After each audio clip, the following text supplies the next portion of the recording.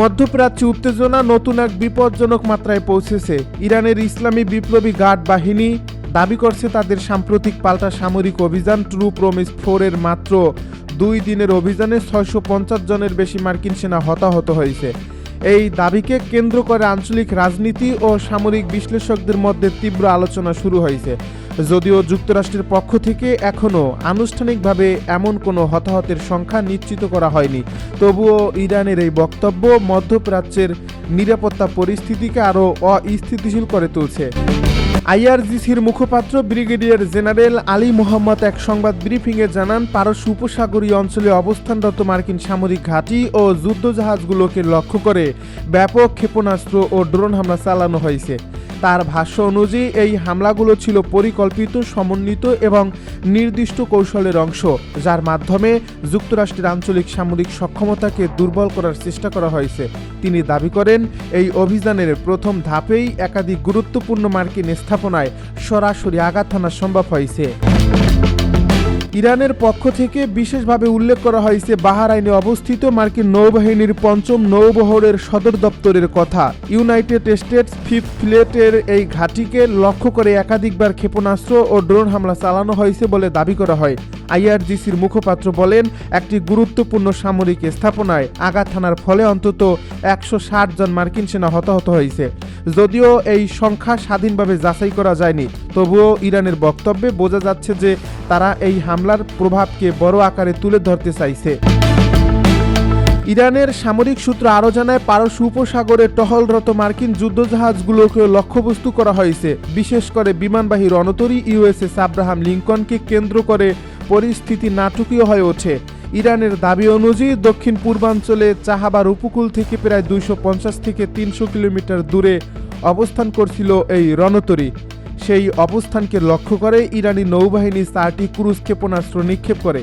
এরপর এই রণতরীটি দ্রুত দিক পরিবর্তন করে ভারত মহাসাগরের দক্ষিণ পূর্ব অংশের দিকে সরে যায় বলে দাবি করা হয়। চাবাহার উপকূলের কৌশলগত গুরুত্ব নিয়েও নতুন করে আলোচনা শুরু হয়েছে। চাবাহার দীর্ঘদিন ধরেই ইরানের জন্য একটি গুরুত্বপূর্ণ সমুদ্র বন্দর এবং সামরিক পর্যবেক্ষণ কেন্দ্র হিসেবে পরিচিত। এই অঞ্চল থেকে দূরপাল্লার ক্ষেপণাস্ত্র নিক্ষেপের সক্ষমতা প্রদর্শন করে ইরান স্পষ্ট বার্তা দিতে চেয়েছে যে তারা উপসাগরীয় জলসীমা এবং ভারত মহাসাগরের প্রবেশপথে নিজেদের উপস্থিতি জোরদার করছে। আইআরজিসি আরও দাবি করছে, একটি মার্কিন কমব্যাট সাপোর্ট জাহাজ গুরুতরভাবে ক্ষতিগ্রস্ত হয়েছে। যদিও এই জাহাজটির নাম আনুষ্ঠানিকভাবে প্রকাশ করা হয়নি, তবুও ইরানি সূত্র বলছে, ক্ষেপণাস্ত্রের সরাসরি আঘাতে এই জাহাজটির কার্যক্ষমতা মারাত্মকভাবে ব্যাহত হয়েছে। এই ঘটনার সত্যতা নিয়ে আন্তর্জাতিক মহলে সন্দেহ থাকলেও ইরানের প্রচার যন্ত্র এটিকে একটি বড় সাফল্য হিসেবে তুলে ধরছে। মার্কিন প্রশাসনের পক্ষ থেকে এখন পর্যন্ত আনুষ্ঠানিক প্রতিক্রিয়া সীমিত। প্রতিরক্ষা বিশ্লেষকরা বলছেন, এমন বড় আকারের হতাহতের ঘটনা ঘটলে তা সম্পূর্ণ গোপন রাখা কঠিন। তবে সামরিক কৌশলের অংশ হিসেবে তাৎক্ষণিকভাবে তথ্য প্রকাশ না করার নজিরও রয়েছে। এই পরিস্থিতিতে তথ্যযুদ্ধ বা ইনফরমেশন ওয়ারফেয়ার গুরুত্বপূর্ণ ভূমিকা পালন করছে বলে মনে করা হচ্ছে। অন্যদিকে ইরান স্পষ্টভাবে বলছে যে ট্রু প্রমিস 4 অভিযান চলমান থাকবে। তাদের দাবি, ইসরায়েল ও যুক্তরাষ্ট্রের তথাকথিত আগ্রাসনের জবাব হিসেবেই এই সামরিক পদক্ষেপ নেওয়া হয়েছে। তেহরানের বক্তব্য অনুযায়ী আঞ্চলিক নিরাপত্তা রক্ষায় তারা প্রয়োজনীয় সব ধরনের ব্যবস্থা নিতে প্রস্তুত। এর মাধ্যমে ইরান একদিকে নিজেদের সামরিক সক্ষমতা প্রদর্শন করছে, অন্যদিকে আঞ্চলিক মিত্রদের কাছে শক্ত অবস্থান তুলে ধরছে। বিশ্লেষকদের মতে, এই পরিস্থিতি যদি আরও তীব্র হয় তাহলে তা পুরো মধ্যপ্রাচ্যকে একটি বৃহত্তর সংঘাতের দিকে ঠেলে দিতে পারে। পারস্য উপসাগরের বিশ্বের অন্যতম গুরুত্বপূর্ণ জ্বালানি পরিবহন রুট। এখানে উত্তেজনা বাড়লে বৈশ্বিক তেলের বাজারে অস্থিরতা তৈরি হওয়ার আশঙ্কা রয়েছে। ইতিমধ্যে আন্তর্জাতিক বাজারে পরিশোধিত তেলের দামে ওঠানামা দেখা যাচ্ছে বলে অর্থনৈতিক পর্যবেক্ষকেরা জানিয়েছেন। কূটনৈতিক মহলেও উদ্বেগ বাড়ছে।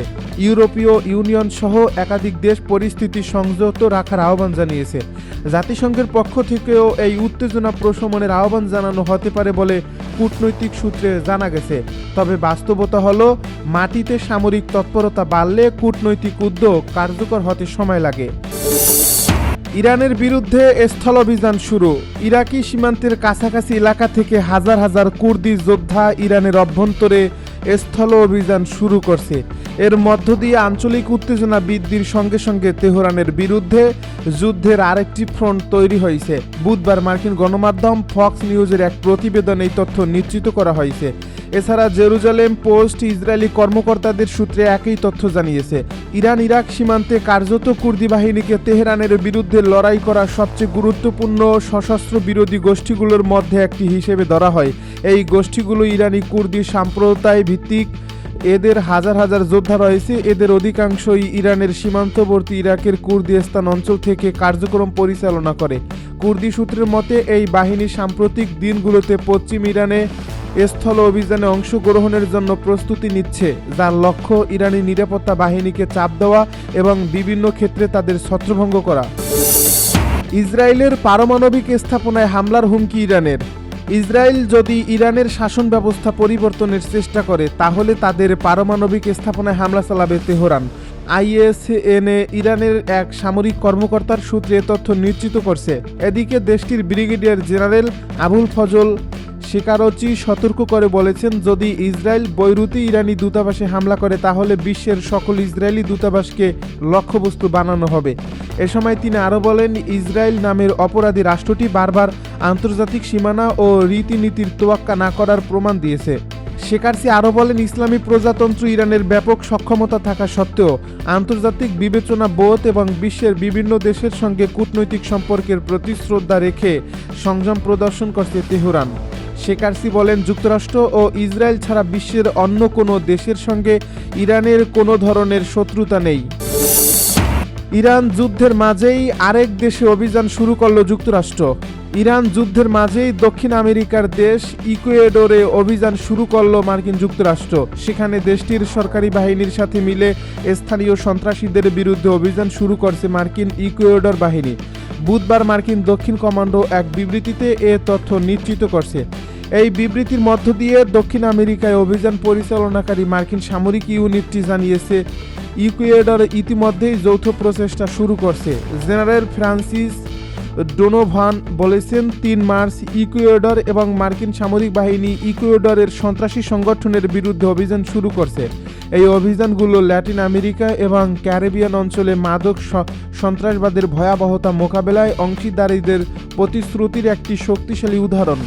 বিবৃতির সঙ্গে সামরিক হেলিকপ্টার উড্ডয়নের ভিডিও ফুটেজ এবং মাটিতে হেলিকপ্টারে থাকা ব্যক্তিদের কালো সাদা আকাশ নজরদারি চিত্র প্রকাশ করা হয়েছে। মার্কিন প্রেসিডেন্ট ডোনাল্ড ট্রাম্পের ল্যাটিন আমেরিকায় অপরাধী নেটওয়ার্ক এবং মাদক কার্টেলের বিরুদ্ধে বৃহত্তর প্রচেষ্টার অংশ হিসেবে এই অভিযানকে দেখা হচ্ছে।